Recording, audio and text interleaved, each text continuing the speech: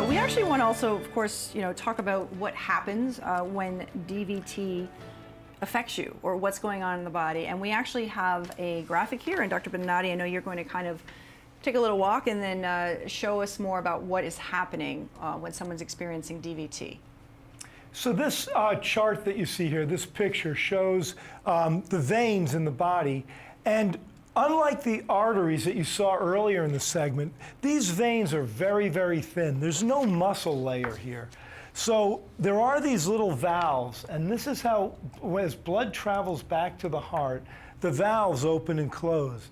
And the flow on each side of the valve isn't quite as fast as it is right through the center. So when you have these predisposing factors, you can see that the blood cells tend to aggregate or clump up around the valve, and you see them starting to clump up in this picture, and then later on you see they actually form a clot, and the clots form around these valves, and then they extend up and down in the vein.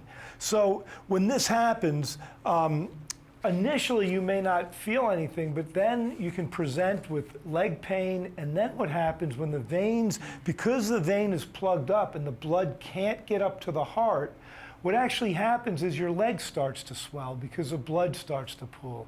So leg swelling is the #1 symptom that we see in patients with DVT. And that makes sense, really, if you look at this picture, because there's nowhere for that blood to travel.